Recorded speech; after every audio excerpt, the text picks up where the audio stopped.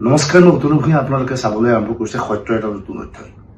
আৰু কিছু সময়ৰ পিছতেই জুবিন গাৰ্গৰ হত্যাৰ চাৰ্জশ্বিট আদালতত দাখিল কৰিব SIT বা CID। ইতিমধ্যে চাৰ্জশ্বিটৰ সকলো সাজু কৰিছে SIT ফালৰ পৰা। এই মুহূৰ্তত চাৰ্জশ্বিটৰ বিতং তথ্য সত্যৰ হাতত আহি পৰিছে। আচৰিত নহ'ব, এই যিখন চাৰ্জশ্বিট দাখিল কৰা হৈছে সেই চাৰ্জশ্বিটখনত মুঠ 12,000 পৃষ্ঠাৰো অধিক পৃষ্ঠা আছে। গতিকে 12,000 পৃষ্ঠাৰ এখন চাৰ্জশ্বিট আপুনি পঢ়ি এই মুহূৰ্তত কি আছে সাৰমৰ্ম ওলোৱাটো সম্ভৱপৰ নহয়।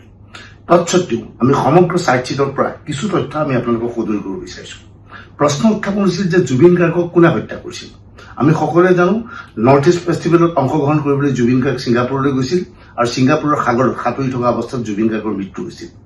জুবিন গাৰ্গৰ মৃত্যুক লৈ চাঞ্চল্য চলি থকা অৱস্থাতেই মুখ্যমন্ত্ৰী হিমন্ত বিশ্ব শৰ্মাই দাবী কৰিছে যে জুবিন গাৰ্গক হত্যা কৰা হৈছে। কিন্তু হত্যাৰ মটিভ কি, হত্যাৰ সৈতে কোন জড়িত, এই সমগ্ৰ তথ্য ইতিমধ্যে SIT তেওঁলোকৰ চাৰ্জশ্বিটত দাখিল কৰিছে। SIT চাৰ্জশ্বিটৰ মতে জুবিন গাৰ্গৰ হত্যাৰ মূল ব্যক্তিজনে হৈছে সিদ্ধাৰ্থ, জুবিনৰ মেনেজাৰ সিদ্ধাৰ্থ। সিদ্ধাৰ্থই জুবিনৰ বহু টকা আত্মসাত কৰিছিল। প্ৰায় 10 পৰা 12 কোটি টকা জুবিন গাৰ্গৰ আত্মসাত কৰিছিল সিদ্ধাৰ্থই। সিদ্ধাৰ্থই বিভিন্ন বিহু কমিটিৰ সৈতে যেতিয়া যোগাযোগ কৰিছিল, কোনোবা বিহু কমিটিৰ পৰা জুবিন গাৰ্গৰ বিহু অনুষ্ঠানৰ বাবদ 12 লাখ টকা পৰ্যন্ত দাবী কৰিছিল। উদ্যোক্তাসকলে 12 লাখ টকা দিছিল যদিও সিদ্ধাৰ্থই কাগজে পত্ৰই সেই পৰিমাণ 5 লাখ বা 6 লাখ টকা উল্লেখ কৰিছিল। অৰ্থাৎ জুবিনক দেখুৱাইছিল যে এই ফাংচনখনত অংশগ্ৰহণ কৰাৰ বিনিময়ত জুবিনে 6 লাখ টকাহে পাইছে। আচলতে ইয়াৰ বিনিময়ত 12 লাখ টকা সংগ্ৰহ কৰা হৈছিল। এনেধৰণৰ কেইবাখনো বিহু কমিটিৰ উদ্যোক্তাসকলৰ সৈতে SIT আলোচনা কৰি বিতং তথ্য লাভ কৰিবলৈ সক্ষম হৈছে। আনকি জুবিন গাৰ্গক লৈ শেহতীয়াভাৱে এটা মিউজিক প্ৰতিষ্ঠান গঠন কৰা হৈছিল।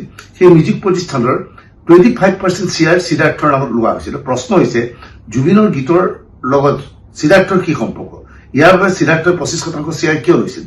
আচলতে জুবিনৰ অজ্ঞাতে এই সমগ্ৰ কাম সিদ্ধাৰ্থই কৰি আহিছিল। জুবিনে অন্তৰেৰে সিদ্ধাৰ্থক বিশ্বাস কৰিছিল। শেহতীয়াভাৱে সিদ্ধাৰ্থৰ পৰা জুবিনে পইচাৰ হিচাপ পাতি লোৱাৰ পিছৰ পৰা সিদ্ধাৰ্থই জুবিনৰ বিৰুদ্ধে লাগি পৰিছিল আৰু পৰিকল্পনা কৰা হৈছিল ছিংগাপুৰত জুবিন গাৰ্গক হত্যা কৰা হ'ব। উল্লেখযোগ্য যে ছিংগাপুৰলৈ শ্যামকানু মহন্তই জুবিন গাৰ্গক মাতি পঠিয়াইছিল। সাধাৰণতে জুবিন গাৰ্গে কোনো অনুষ্ঠান পৰিৱেশন কৰিবলৈ গ'লে তেওঁলোকৰ সমগ্ৰ ব্ৰেণ্ডটো যায়, কিন্তু শ্যামকানুৱে সামান্য পইচা দিম বুলি কোৱাৰ বাবে জুবিনে লগত নিবলৈ বাধ্য হৈছিল একমাত্ৰ শেখৰক, যি ট্ৰেক বজাই, আৰু লগত অমৃত প্ৰভা, আৰু লগতে জুবিনে নিজৰ ভায়েক সন্দীপন গাৰ্গক, যি DSP, তেওঁক লৈ গৈছিল। এইখিনি মুহূৰ্ততে শ্যামকানু মহন্তই জুবিনক কিয় হত্যা কৰিব পাৰে। চাৰ্জশ্বিটত কোৱা হৈছে মূল হত্যাকাৰীজন হৈছে সিদ্ধাৰ্থ, আৰু সিদ্ধাৰ্থক সহায় কৰিছিল শ্যামকানু মহন্ত, অমৃত প্ৰভা আৰু শেখৰে। এতিয়া শ্যামকানু মহন্তৰ আৰু জুবিনৰ সংঘাত হৈছিল কিয়। শ্যামকানু মহন্তৰ সংক্ৰান্তত SIT কয় যে শ্যামকানু মহন্তক জুবিন গাৰ্গে বিভিন্ন স্থানত অপমান কৰিছিল। ৰাজহুৱাভাৱে হওক বা বিভিন্ন অনুষ্ঠানতে জুবিনে বিভিন্ন সময়ত শ্যামকানুক লৈ ঠাট্টা মস্কৰা কৰিছিল। এইবোৰ কামত ক্ষুণ্ণ হৈ পৰিছিল শ্যামকানু মহন্ত, আৰু শ্যামকানুৱে বাৰে বাৰে জুবিনক অনুৰোধ কৰাৰ পিছতো ছিংগাপুৰলৈ যাব বিচৰা আছিল জুবিন গাৰ্গ। ইয়াত আৰু ক্ষুণ্ণ হৈছিল শ্যামকানু। তৎসত্ত্বেও শেষত জুবিনক শ্যামকানুৱে লৈ যায় ছিংগাপুৰলৈ। এইখিনি সময়তে SIT তেওঁলোকৰ প্ৰতিবেদনত উল্লেখ কৰিছে জুবিন গাৰ্গক ছিংগাপুৰলৈ নি এখন 5-star হোটেলত ৰাখিছিল যদিও জুবিন গাৰ্গক অকলে থাকিবলৈ দিয়া আছিল। জুবিনৰ সৈতে একেলগে থাকিবলৈ দিয়া হৈছিল জুবিনৰ লগত গীত গাবলৈ যোৱা অমৃত প্ৰভা মহন্ত নামৰ গায়িকাগৰাকী। আশ্চৰ্যজনক কথা যে আমাৰ হিয়াৰ অনুঠু অসমৰ গৌৰৱ জুবিনক শ্যামকানু মহন্তই ছিংগাপুৰলৈ গৈছে, কিন্তু হোটেলৰ এটা ৰুম দিয়া নাই, বৰং এটা ৰুম শ্বেয়াৰ কৰিব দিছে অমৃত প্ৰভা মহন্তৰ সৈতে। অৰ্থাৎ ছিংগাপুৰত দুৰাতি জুবিন গাৰ্গৰ সংগ দিছিল অমৃত প্ৰভাই। এইখিনি সময়ত চাৰ্জশ্বিটত কোৱা হৈছে অমৃত প্ৰভা এই হত্যাকাণ্ডৰ সৈতে জড়িত হৈ পৰিছিল। শ্যামকানু মহন্তই অমৃত প্ৰভাক জুবিনে যাতে ঘনে ঘনে সুৰা সেৱন কৰে, সুৰামুক্ত অৱস্থাত থাকে, তাৰ বাবে ষড়যন্ত্ৰ কৰিছিল, আৰু ইয়াত সিদ্ধাৰ্থও জড়িত আছিল। আনকি ছিংগাপুৰৰ হোটেলত থকা অৱস্থাত নিশা হোটেলত জুবিনক লগ ধৰিবলৈ শ্যামকানু মহন্ত আহিছিল। শ্যামকানুৰ লগত সিদ্ধাৰ্থক লৈ জুবিনৰ কোঠালৈ আহে। জুবিনৰ কোঠাত তেতিয়া জুবিন আৰু অমৃত প্ৰভা আছিল। সেই মুহূৰ্তত শ্যামকানু মহন্ত এটা সুৰাৰ বটল জুবিনক উপহাৰ দিয়ে যে এই বটলটো তুমি খাব পাৰিবা। ইতিমধ্যে ছিংগাপুৰ আৰক্ষীয়ে সেই সুৰাৰ বটলটো উদ্ধাৰ কৰিছে, আৰু ছিংগাপুৰ আৰক্ষীৰ মতে যিটো সুৰাৰ বটল জুবিনক শ্যামকানু মহন্তই দিছিল তেনে সুৰা ছিংগাপুৰত বিক্ৰী কৰা নহয়। তেনেহ'লে কি ধৰণৰ সুৰা জুবিনক পান কৰিব দিছিল সেয়া প্ৰশ্নৰ বিষয়। এইবাৰ SITয়ে তেওঁলোকৰ ৰিপৰ্টত কি কৈছে। ইতিমধ্যে SITয়ে তেওঁলোকৰ ৰিপৰ্টত ছিংগাপুৰ আৰক্ষীয়ে জুবিনৰ মৃত্যুৰ পিছতে পোষ্টমৰ্টেম ৰিপৰ্টত যি তথ্য আছিল সেই তথ্য সংনিবিষ্ট কৰিছে। সেই তথ্য অনুসৰি জুবিনৰ শৰীৰত এলকহলৰ পৰিমাণ, সুৰাৰ পৰিমাণ প্ৰায় 360 ওপৰত আছিল। অৰ্থাৎ 360 অধিক সুৰা যদি কাৰোবাৰ ব্লাডত থাকে সেই মানুহজন কমা ষ্টেজত যায়। ইয়াৰ পিছত অসমলৈ জুবিন গাৰ্গ অনা হয়। ভিচেৰা ৰিপৰ্ট যেতিয়া হয়, সেই ভিচেৰা ৰিপৰ্ট কিছুদিন পিছত কৰা হৈছিল। সেই ভিচেৰা ৰিপৰ্টতো জুবিনৰ শৰীৰত 290 এলকহলৰ পৰিমাণ পোৱা গৈছিল, অৰ্থাৎ জুবিনক সম্পূৰ্ণ সুৰামুক্ত অৱস্থাত ৰখা হৈছিল।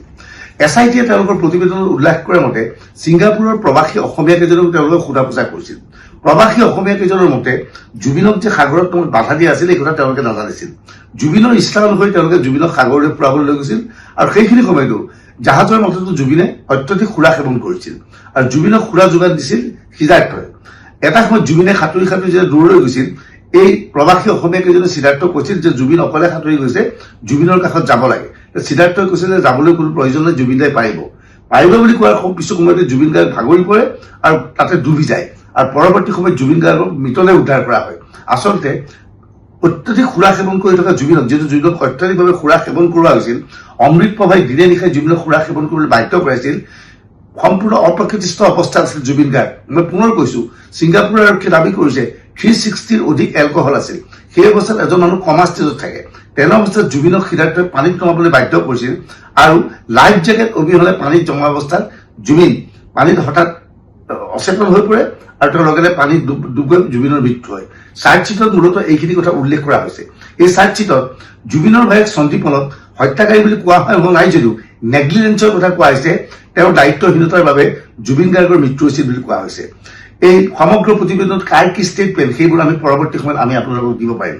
মূলতঃ জুবিন গাৰ্গৰ হত্যাৰ বাবে সিদ্ধাৰ্থ, শ্যামকানু মহন্ত, অমৃত প্ৰভাৰ, শেখৰ জ্যোতি দোষী সাব্যস্ত কৰি SITয়ে কোৰ্টত প্ৰতিবেদন দাখিল কৰিছে।